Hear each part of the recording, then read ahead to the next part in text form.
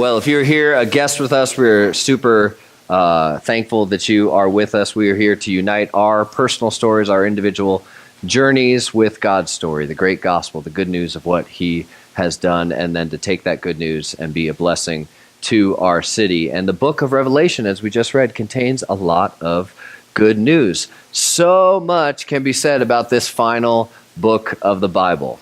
And there have been so many ways, especially in the last, I would argue, 120 years or so, where many in the church have used this book wrongly at times, somehow trying to unlock the secrets of certain images, and somehow some people are going to be left behind and others will be taken away. But this book was never intended to be used that way. Rather, it was meant to give an incredibly positive effect on its first readers. And it's meant to do the same for us today in the 21st century, no matter what stage of life we are in today. I'm going to give you the main takeaway this morning at the beginning. It's on the back of your bulletin as well, and it'll be on the screen behind me. And in many ways, this is the main takeaway, I'd argue, of the book itself. The book of Revelation is meant to give us unshakable hope for holy living today, because the reigning king will victoriously return to finish what he started. That's what we're going to see during this next month in Revelation. That's what we'll see at the beginning today. Today we'll get a little background on Revelation, so we get some context of what's going on and what it's about, and then we'll see that main encouragement. Let me continue reading in Revelation. We read the first 8 verses. These are verses 9 through 20. This will be our main text for today. And so it'll be behind me. You can also pick up a book of the Bible. This book is really easy. Turn to the back, the very last one. It is easy to find. So here's verse 9, starting off right after where we left. I, John, your brother and partner in the tribulation and the kingdom and the patient endurance that are in Jesus, was on the island called Patmos on account of the word of God and testimony of Jesus. I was in the Spirit on the Lord's day, and I heard behind me a loud voice like a trumpet saying, "Write what you see in a book and send it to the 7 churches, to Ephesus, to Smyrna, to Pergamum, and to Thyatira, and to Sardis, and to Philadelphia, and to Laodicea." You just say it quickly and confidently, and it doesn't matter because no one really knows how to pronounce those. Anyway, verse 12, then I turned to see the voice that was speaking to me, and on turning I saw 7 golden lampstands, and in the midst of the lampstands, one like a son of man, clothed with a long robe and with a golden sash around his chest. The hairs of his head were white, like white wool, like snow. His eyes were like a flame of fire. His feet were like burnished bronze, refined in the furnace, and his voice was like the roar of many waters. In his right hand he held 7 stars. From his mouth came a sharp 2-edged sword, and his face was like the sun shining in full strength. When I saw him, I fell at his feet as though dead. But he laid his right hand on me, saying, "Fear not. I am the first and the last and the living one. I died, and behold, I am alive forevermore, and I have the keys of death and Hades. Write, therefore, the things that you have seen, those that are and those that are to take place after this. As for the mystery of the 7 stars that you saw in my right hand and the 7 golden lampstands, the 7 stars are the angels of the 7 churches, and the 7 lampstands are the 7 churches." This is the word of the Lord. Well, let's talk about the truth left behind, ? As I mentioned before, the Christian use of this final book of, there you go, that's Kirk Cameron up there. Is that Kirk Cameron? That is Kirk Cameron up there. The use of this final book of the Bible is one that has both a rich history and a somewhat shameful one, I'd argue, in our community of faith. Sadly, many followers of Jesus, and if you're not a follower of Jesus in here, you may be familiar with some of this use as well, people outside of the church are familiar with visions of Kirk Cameron, or I think recently Nicolas Cage was in another reboot of Left Behind movies as well. They have these pictures in their heads when they think of the book of Revelation, rather than what was truly intended to be the meaning of the book itself. This is, of course, if you're not familiar with the film adaptation of the Left Behind series by author Tim LaHaye, it utilizes and capitalizes and makes lots of money on a very particular interpretation of the book as a whole, and honestly, a particular interpretation that is, for the better part of 2,000 years, outside of the mainline interpretation of the book of Revelation. So I'll ask you, as a favor, no matter if you're a long-time follower of Jesus or new, or you're here exploring who he is, kind of set aside the preconceptions you have of the book of Revelation, or maybe what you've heard, or some of the Left Behind stuff. Maybe you've read some of those books. I hear they're very entertaining. I'm going to ask you to kind of do away with those preconceptions as we look at the text itself together, especially as it pertains to the idea of some people being plucked away and others being left behind. A bunch of heathens are left behind. Let's not focus as much on that. Let's kind of take what is at face value and learn together. And honestly, I don't think I know enough about this book myself, especially when that verse 3 that we read a bit ago makes a significant promise about this book. Blessed are the ones who read aloud these words of prophecy, who hear and keep what is written. We're promised a blessing if we take the vision that John has here and then we apply it to our lives. So that's what hopefully we're going to do during this series. At some point, I'll give you some more resources that you can take home. We might have a brief overview of it, of the main breakdowns of interpretation of this book. There are lots of different ways. Lots of them are very valid. And I want to kind of give you tools for how should I look at all of these. And so we will definitely do that at one point if you're wondering. But the main things about this book are very, very clear. And we can take away some great encouragement from it, regardless of all the very confusing images and all sorts of things that go on. First things, just a little background knowledge. We are fairly confident the John that wrote this letter is the same John, the Apostle John, one of the 12.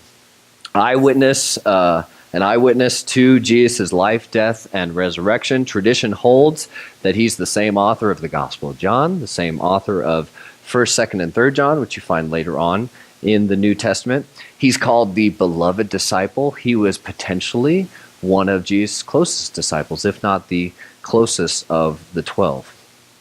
He is also, according to tradition, the only one of the 12 who died from natural causes. All others were martyred, and of course we know the end of Judas as well. If you're not familiar, you can look that up. Tradition holds John died as an old man, serving in the church of Ephesus late in his life, sometime after he wrote this book. John tells us in verse 9 that he wrote this letter on an island of Patmos. Here are some pictures of Patmos. It's off modern-day Turkey, pretty small island. At the time of the Roman Empire, when John wrote this, it was used to send outcasts to send exiles to send people who were political problems at that time, and to put them into some sort of usually forced labor as well. John would have been exiled there for proclaiming that Jesus was Lord and not Caesar himself. He perhaps was exiled instead of being martyred because of his old age by this point. Patmos, that's what it looks like today. In John's day, it would have looked something more like this black and white picture. It was a deserted, dry, arid, isolated island meant to discourage anyone that went there. It wasn't an island paradise at the time. John, at this point, is an old man. He's probably in his 80s. While he was exiled, he tells us he gets a vision that amazes him, and he's told to write it down. He writes Revelation, this whole letter. Sometimes people refer to it as Revelations with an S. There's only one, just one Revelation, so that's one thing to know. He is told to write it down to a church full of second and third generation followers of Jesus. Why was it written? Was it for centuries of believers in the future to decipher things like when Hitler and the Third Reich would rise up in the middle of the 20th century, or when the nation of Israel would become another modern state in 1947, and when the end of the world would precisely come? Not at all. The Church of Jesus at this point is still relatively small. The expectation that the church had at that time was that Jesus would be returning relatively shortly after he had left. And those expectations began to fade as second and third generation Christians come along, and they begin to wonder, is this whole thing for real? Or did we get it wrong?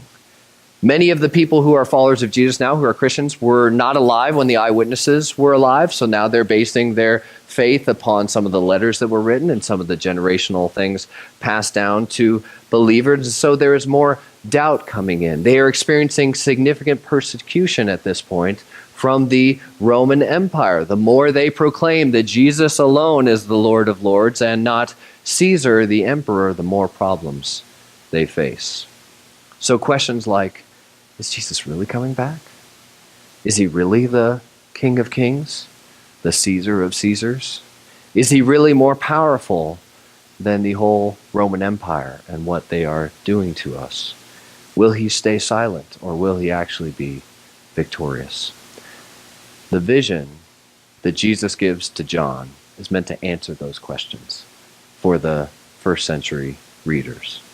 And in answering those questions for those believers at that time, it also answers many questions and many doubts that we have in the 21st century as well. So let's unpack that as this book begins.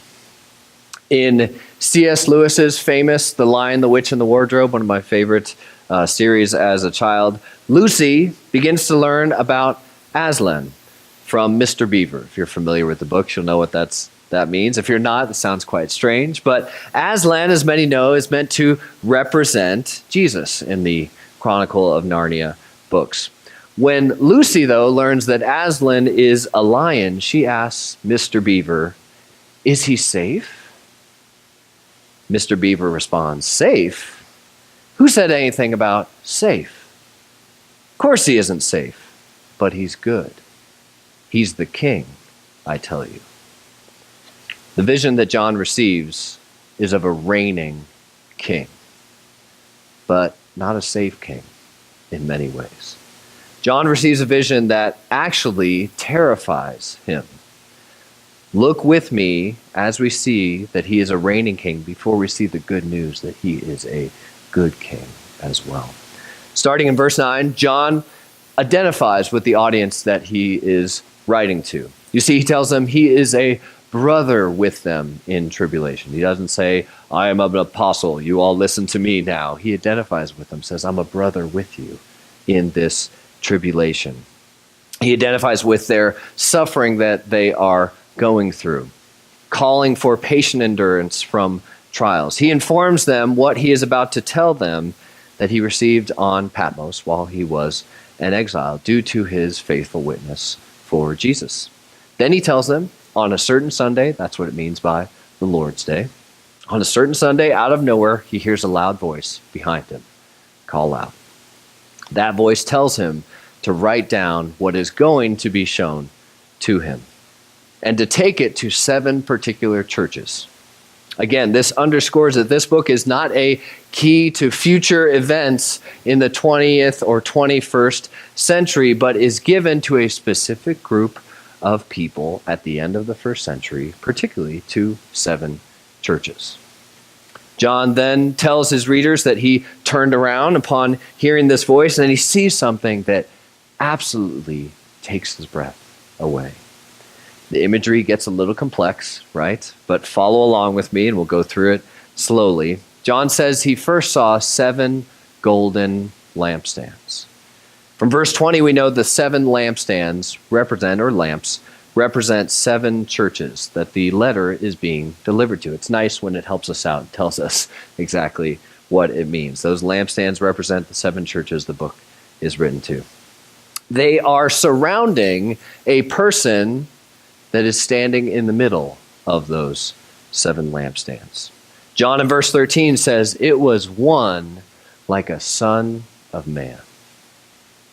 That phrase, probably to us, doesn't mean anything much at all. It sounds like someone who is a person, right? Son of man, someone who's a man. He's the son of another person. He's clothed in a long robe, though. He has a golden sash around his chest. Immediately, just with those images, we are shown that this one, like a son of man, is no average peasant, no common person. He is somewhat regal. He is someone royal that John sees in the middle of these lampstands representing the churches. Then his appearance gets more magnificent, right, as we get more explanations. His hair is white and radiant like snow, like white wool. White hair in the Bible is usually a sign of wisdom. Do not despair. People tell me, hey, you're getting gray in your beard there. And I say, the Bible says that means wisdom is coming. So take that. But it's usually a sign of wisdom. And the radiance here for this Son of Man's hair reflects power behind the wisdom that he has. Notice what else? His eyes were like a flame of fire.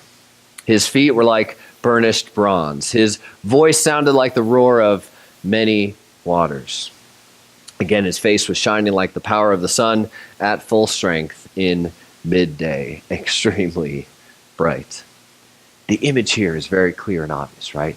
Power, might, authority, unequaled brilliance, as well as a two-edged sword coming from his mouth. That image is one that this Son of Man, this one like a son of man, is a terror to his enemies. To be feared by those who would cross this one like a son of man. John's response? When I saw him, I fell at his feet as though dead. We would have done the same, trembling at this incredible sight and the vision of the one before us.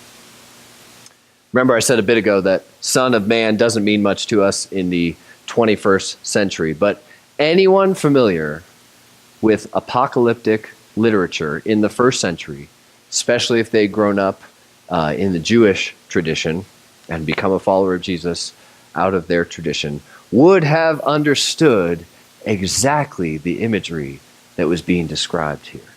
Let me read to you from an Old Testament apocalyptic book. The book of Daniel was written, has many kind of end time things. Apocalyptic means the end times. And so the book of Daniel has many of those. While the Jewish people were in exile in Babylon, were away from their home, we're wondering, are God's promises going to stay true? When we're going through all this suffering, will he be faithful to us? And much like the book of Revelation, God gives a revelation to Daniel about the future to encourage them and say, stick with it, I am with you. Here's what Daniel sees in his prophecy in 13 and 14 of chapter 7 of Daniel.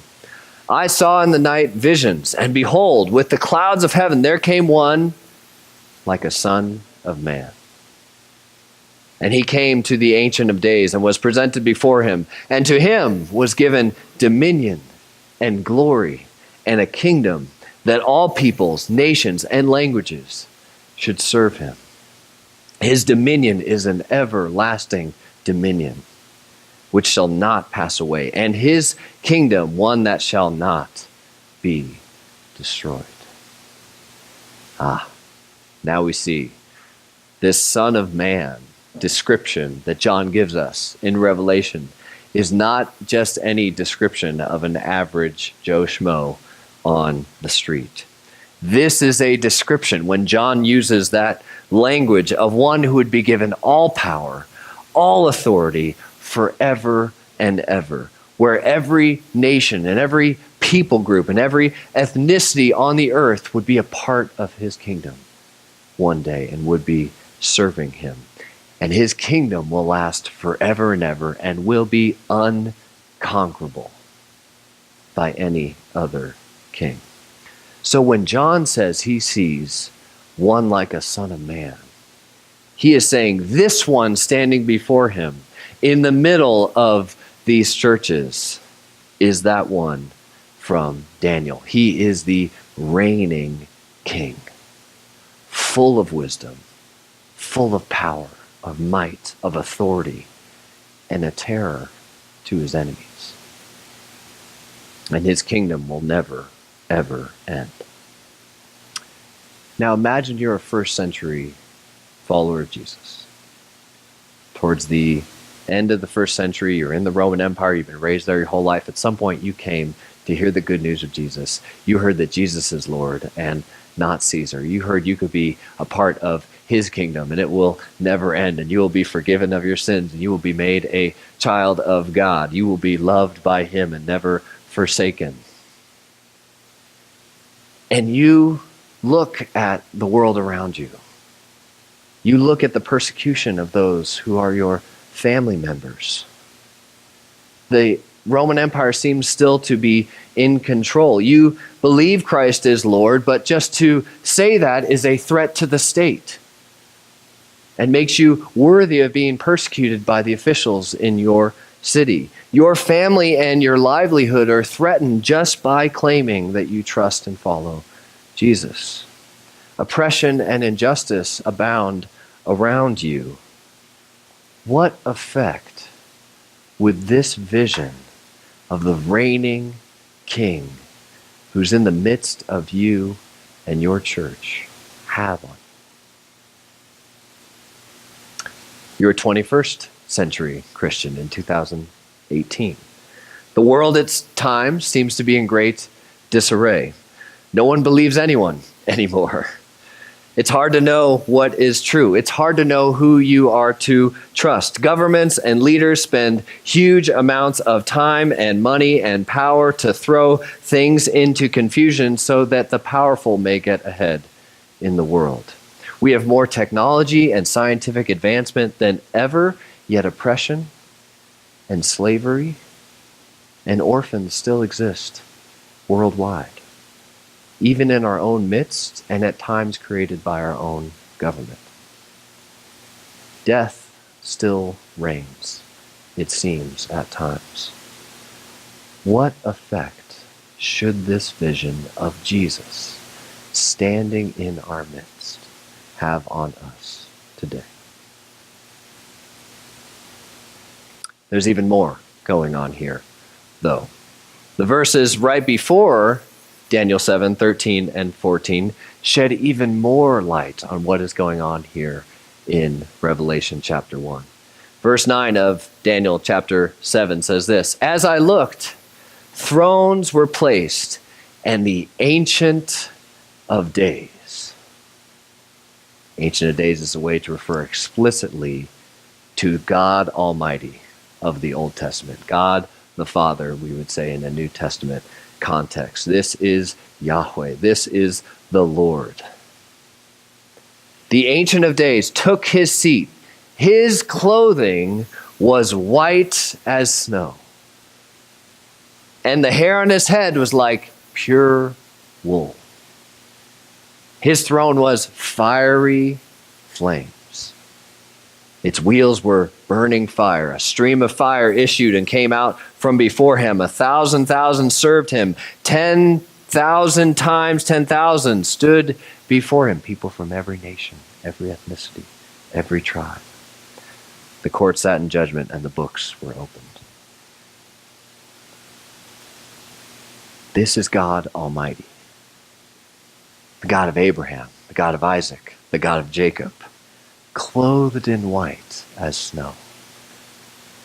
His hair white like pure wool, throne of fiery flames, stream of fire coming out from him, people from every nation serving him. Now do you see what John is saying in the vision he is receiving when he describes this one like a son of man? John equates this one who will have an everlasting kingdom, this reigning king with ultimate power, ultimate authority, ultimate might, a terror to his enemies. He equates him as the Ancient of Days. Yahweh himself, the Lord God Almighty, the God of Abraham, Isaac, and Jacob. The two visions of the Ancient of Days and the Son of Man from Daniel 7 are brought together in Jesus in Revelation 1 as the reigning king that appears before John. Please don't let anyone tell you that Jesus never claimed to be God. I hope this image itself, or that it was some teaching that developed over time. People make those arguments all the time. Jesus never intended for people to say that he was God. Jesus appears to John here. He gives him this vision. John sees clearly who Jesus is. He is God himself. He is the reigning king right now. Not just in the future. This is in the first century this vision happens, and it continues today. He is the Ancient of Days, the God whose kingdom will never end, the one before whom all nations on earth will come and bow down one day, the one before whom every Roman Caesar will bow a knee and every American president will bow a knee and will shut their mouths before his splendor and might. But that's not all. John falls as dead, like a rag doll, before this terrible vision of this reigning king. It's a freaky picture, right? He's frightened. He's terrified. To see Jesus in all his glory and in all his power and in all his might would be nothing less than horrific for mere mortals. People like us still stained with sin, the corrupted before the incorruptible. But look at the next thing that Jesus does. I fell at his feet as though dead. But he laid his right hand on me, saying, "Fear not." John, don't be afraid. It's me, John. You laid your head on me at the Last Supper. You saw my tears when Lazarus died. You saw me heal the blind man. You saw me heal the afflicted woman for 12 years. You saw me welcome little children next to me and take them up in my arms. You heard my parables of the Good Samaritan and what love really looks like. You heard my parable of the prodigal sons and how God is a welcoming father to younger and older brothers. You heard my Sermon on the Mount. John, it's me. John, I am the Ancient of Days, the first and the last, the Alpha and the Omega, the A and the Z. I have always reigned, and I will reign forevermore. You saw me die on the cross. I was dead in the grave, John. But you know I rose. John, I now hold the keys to life and death. They are mine. Do not fear Caesar. Write down these words of my reigning and conquering power. That all authority is mine, and my people do not need to live in fear no matter what comes. Whether persecution, or oppression, or lies, or deceit, or fake news, or hacking, or corrupted governments, or death itself. I hold the keys, John. That is Jesus. His beauty is shown in that, yes, he is terrifying to his enemies. and those that would oppose him. He has authority over all the universe. His kingdom will never end. When things look out of control, he laughs at those who think they are leading the way. He shines with brilliance, with all wisdom and might. All will tremble before him one day. But if you trust him, he will be gently. He'll gently deal with you. He will reach out his hand and say to you, fear not. I am for you. I am with you. I have not forgotten you. I have forgiven you. You are my child. You will reign with me forever. Your sadness will not last forever. Joy will come in the morning.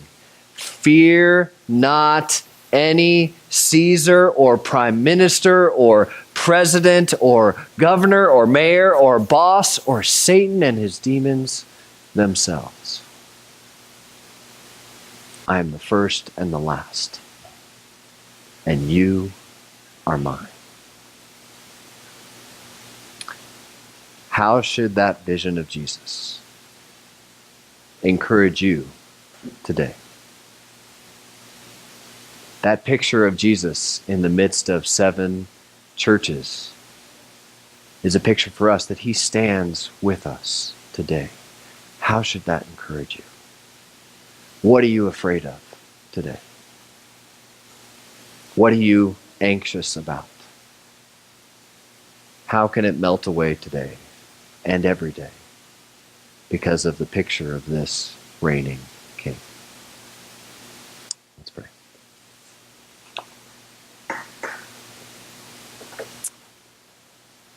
Father, the whole book of Revelation can be confusing. There's all sorts of crazy things going on that seem too incredible for us to really understand.